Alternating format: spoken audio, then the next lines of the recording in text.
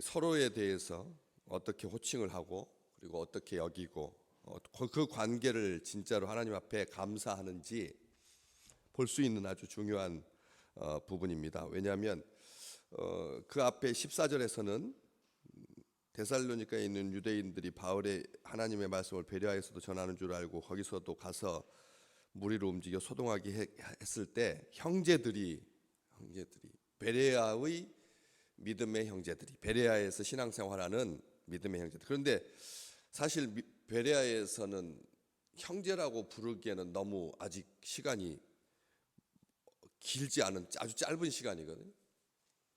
데살로니가에서도 마찬가지고 빌립보에서도 마찬가지고요. 신앙 이게 한 5년 정도 우리가 형제라고 부를 수 있는 그 시간이 얼마 정도 같이 신앙생활을 해야 형, 동생, 형제, 오빠, 형제라고 이렇게 생각할 수가 있겠습니까? 우리가 보통 관계를 맺으면 처음부터 형님 하는 사람도 있지만 신앙 안에서 이렇게 형제됨을 확인할 수 있는 시간적인 여유가 필요하잖아요. 그런데 이 베레아의 믿음의 형제들, 그 형제들이다라고 그렇게 기록되어 있거든요. 길지 않았습니다. 짧은 기간 동안 베레아에서 한 일이 그냥 베레아에 있는 사람들이 데살로니가에 있는 사람들보다 더 너그러워서 간절한 마음으로 말씀을 받고 이것이 그러한가 하여 날마다 성경을 상고한 그런 사람들에게 믿는 사람이 많고 이렇게 됐다 이렇게 돼 있지, 여기서 수일을 머물면서 몇 개월 동안 이런 기간도 명시되어 있지 아니하고 얼만큼 머물러 있었는지도 모르지만 어쨌든 이게 절수로 봤을 때 형제들이라고 하기에는 이 10절에서 밤에 형제들이 곧 바울과 실라를 베레아로 보내니라, 이렇게 그 데살로니가에서 밤에 소동을 피하여서 그 불량배들의 위협으로부터 보호하기 위해서 베레아까지 보내고, 베레아에서 며칠 머물렀는지를 알 수 있는 그 근거는 이거 딱 3절이거든요. 3절.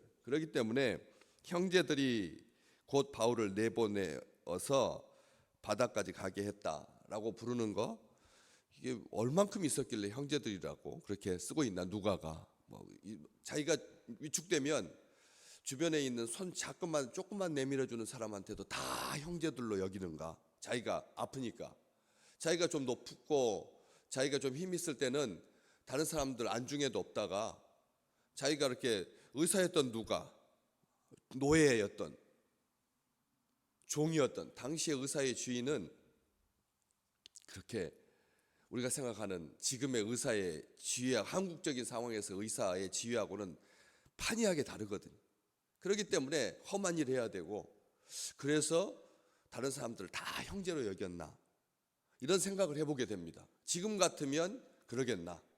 우리가 일상적인 이렇게 삶을 살고 있고 세대를 거듭해서 한 교회를 다니고 이러한 정황 속에 이 지금 이 베레아 교회, 그 다음에 데살로니가 교회, 베레아 교회 굉장히 낯설잖아요. 우리가 벌써 귀에도 안 익지 않습니까?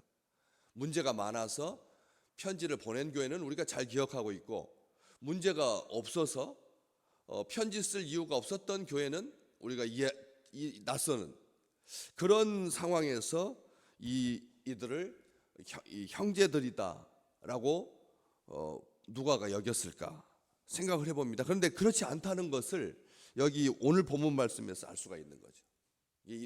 모든 사람에게 무조건 형제라고 부르고 들어가서 자기가 활동하기에 편하게 하는 아주 인간적으로 노련한 그런 관계성을 말하고 있지 않다. 15절 말씀, 바울을 인도하는 사람들. 앞에 형제들이라고 했으니까 그 형제들이, 베레아의 형제들이 곧 바울을 내보내서 바다까지 40여 킬로를, 그 베레아에서 바다까지 가려고 하면 40여 킬로 정도 되거든요. 그것도 쉽지 않은 길이잖아요.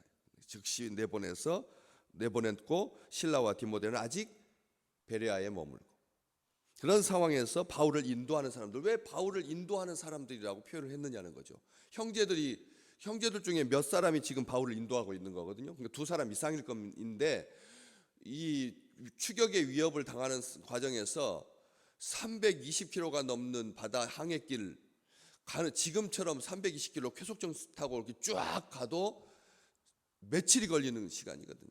지금도 그런 시간인데 그 당시에 2000년 전에 아무리 항해술이 발달했다고 해서 그리스, 로마도 아니고 집에 지금 당하고 집 속주인 로마에 점령당한 그리스, 거기에 외진 항구에서 이 밑으로 항해하려고 하면 이게 무지무지하게 먼 거리입니다. 그런 길로 사람을 보내기 위해서 몇 사람 정도가 바울을 인도했을까? 한번 상상을 해보는 거죠.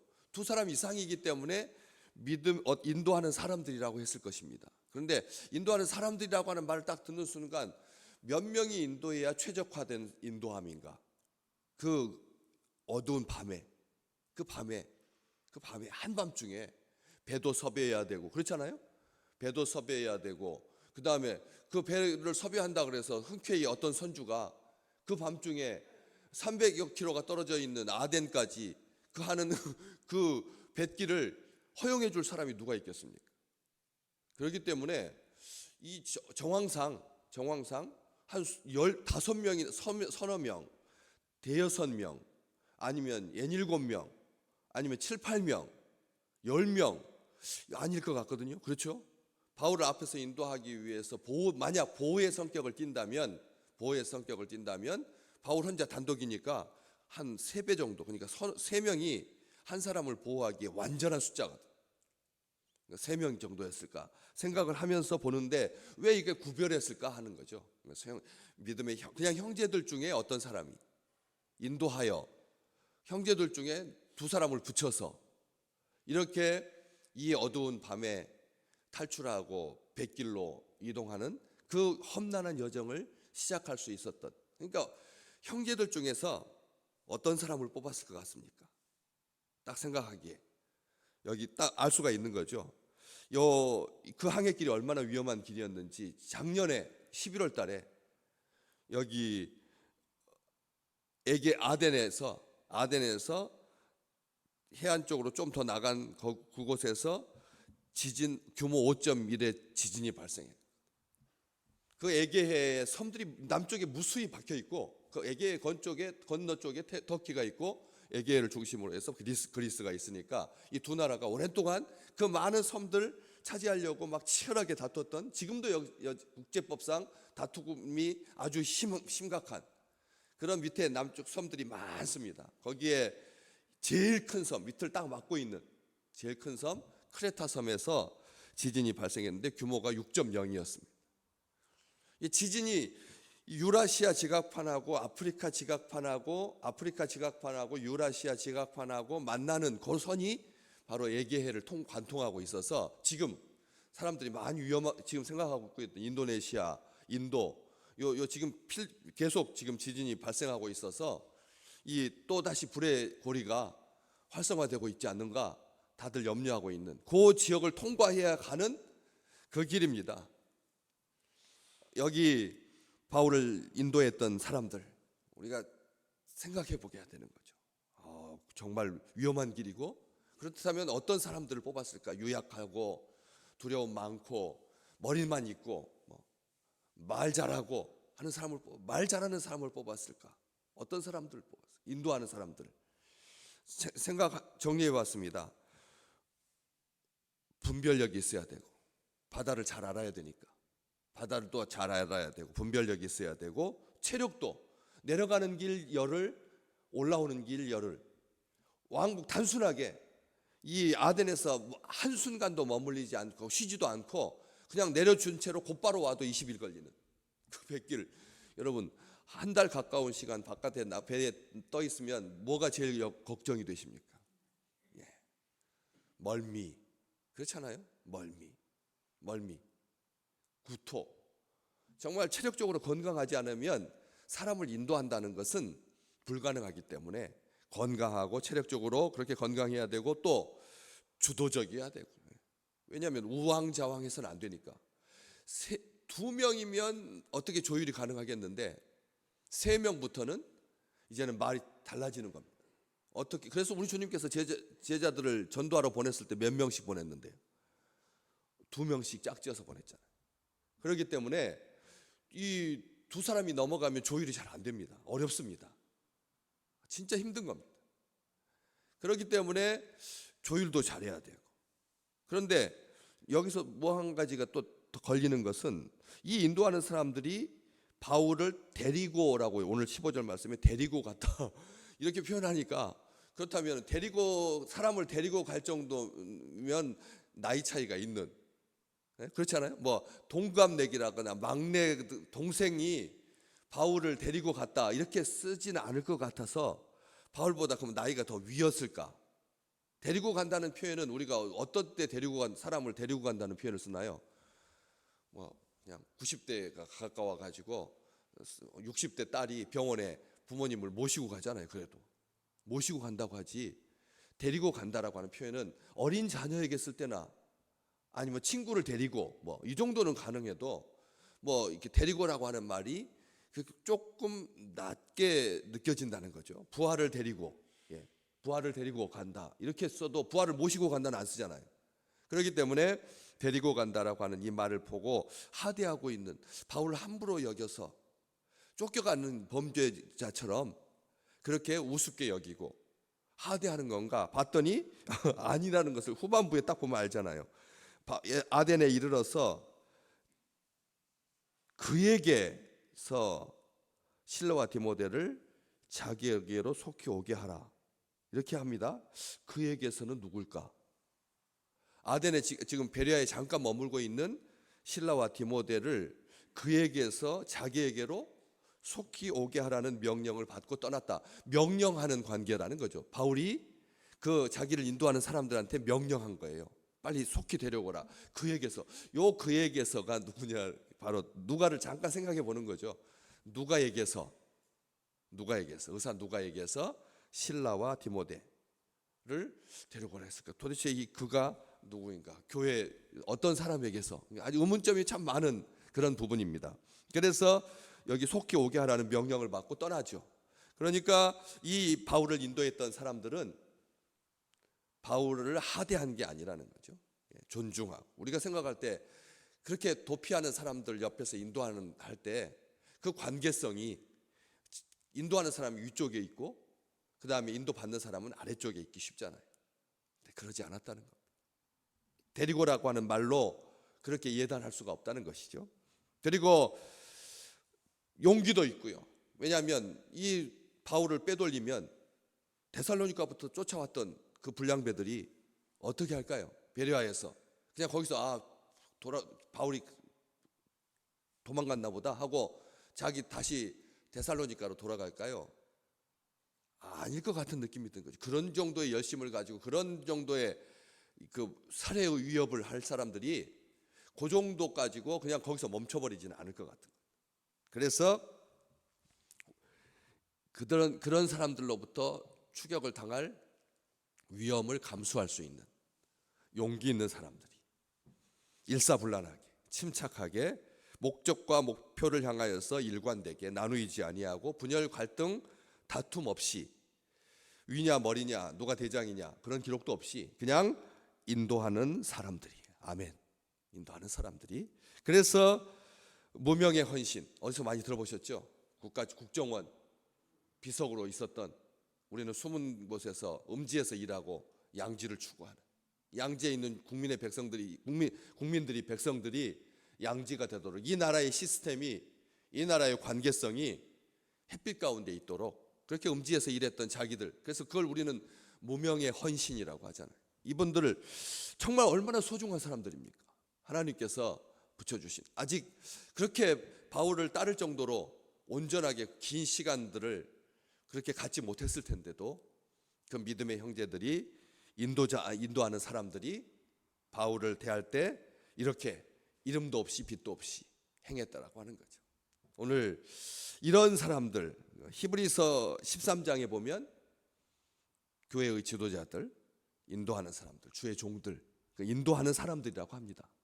주의 종들을 인도하는 사람들, 교회 지도자들, 섬김으로 모범을 보이는 사람들, 인도하는 사람들은 섬김으로 모범을 보이는 사람들, 딱 이 인도하는 사람들의 그런 섬김의 본을 우리는 알 수가 있는 거죠. 아, 사람을 인도할 때는 이렇게 인도하는 거구나.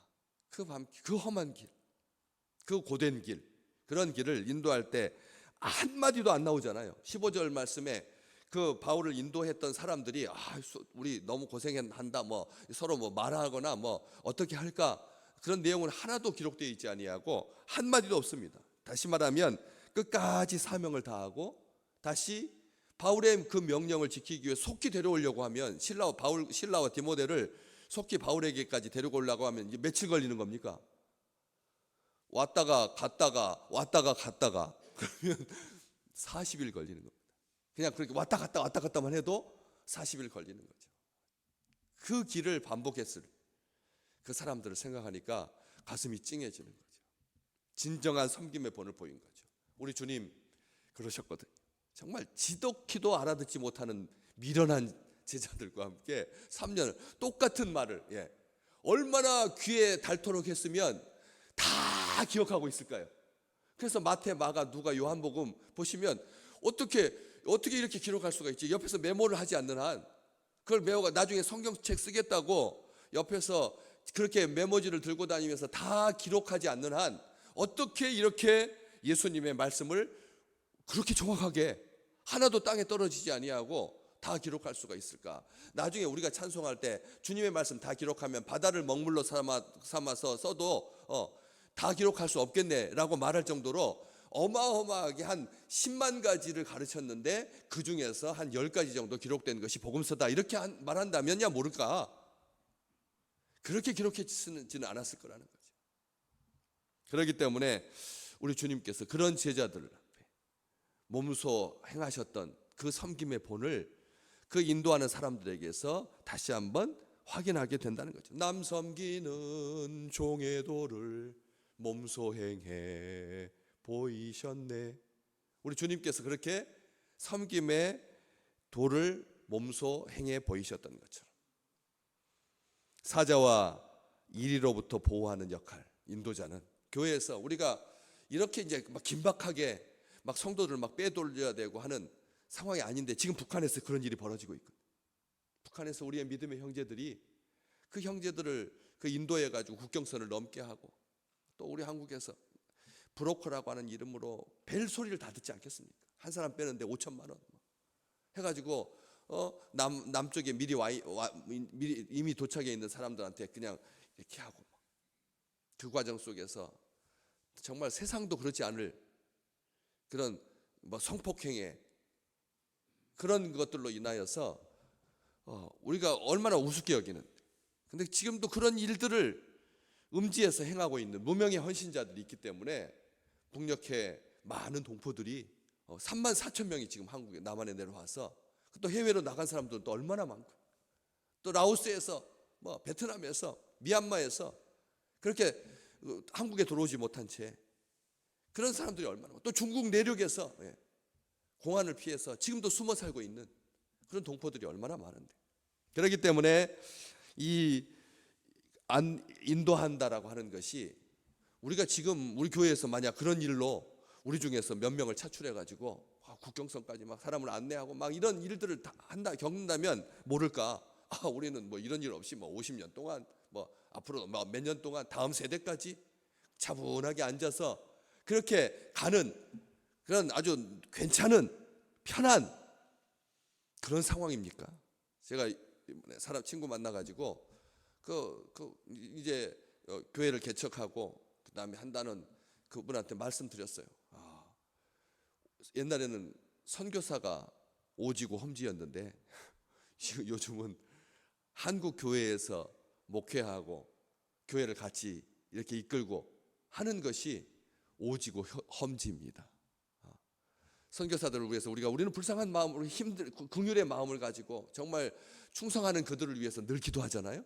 그런데 사실은 선교지는 오히려 더 풍랑이 잔잔하고, 오히려 한국 내에서 상황이 정말 일렁이는 그 파도를 헤치고 날마다 전쟁입니다. 그렇기 때문에 한국에서 목회하는 것이 험지입니다. 오지입니다. 그렇게 말을 했다니까 제가. 이 말을 하면서 생각해 봤어요. 여기 하나님을 향한 깊은 믿음의 비밀을 가지고 어떤 시험이나 환난에도 끝까지 인내하는 자가 교회의 인도자고 지도자. 우리가 그렇다는 것이죠. 무엇보다도 사람들을 옳은 길로 인도하는 이 사명을 우리가 지금 평생 그렇게 지금 수행하고 있잖아요. 내 가족, 고륙, 친척, 이제는 더 넘어서까지 그런 일을 감당하게 될 때 다니엘서 12장 2절 말씀에 옳은 길로 인도하는 그 사람은 어떻게 된다고요? 많은 상을 받게 될 거다. 많은 상을 받게 될 거다. 무슨 상? 생명의 길로 인도했기 때문에, 구원의 길로, 영생의 길로 인도했기 때문에 하나님께서 하늘의 별과 같이 빛나는, 하늘의 별과 같이라는 말은 밤에 바라보는 그 하늘의 별이 아름답다. 그러니까 사람들이 그렇게 우리를 바라보면서 뭐 추앙하는 그런 개념이 아닙니다. 하늘의 별과 같이라는 말은 많은 상을 주실 거라는 거죠. 오늘도 우리의 삶 가운데 우리가 그 인도함을 받거나 인도하거나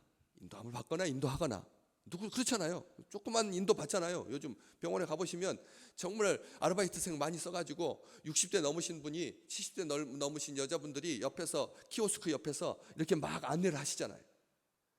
그렇잖아요. 그것도 작은 안내잖아요. 그런 인도하고 안내해주는 그런, 우리가 인도함을 받기도 하고 안내를 받기도 하고 또 우리가 몸소 인도하고 안내를 하면서 정말 위로받는, 여기 우리 하나님께서 그렇게 인도하는, 바울도 지금은 인도받고 있지만 바울이 인도자거든요. 그렇잖아요. 아덴에서 곧바로 이어지는, 바울이 아덴에서 16절, 아덴에서 그들을 기다리다가 그 성에 우상이 가득한 것을 보고 마음에 격분하여 회당에서, 이런 일이 쭉 바로 다음부터 이어지잖아요. 그러니까 바울이 또 사람들을 인도하기 위해서 그렇게 했을 때 누구를 데려와 달라고요? 실라와 디모데를 속히 데리고 오라 했던 것처럼 하나님께서 그렇게 위로받을 수 있도록 믿음의 동역자를 또 보내주신다. 신실한 믿음의 동역자와 함께, 신실한 믿음의 동역자와 함께 이렇게 하나님께서 그 인도자에게 주시는 하늘의 별과 같이 많은 상, 그 영원성, 그 충만함, 그 신비함 가득한 것처럼 오늘 또 그런 복을, 그런 수많은 복을 소소하게 누리는 아름다운 하루가 되시기를 주의 이름으로 축복합니다.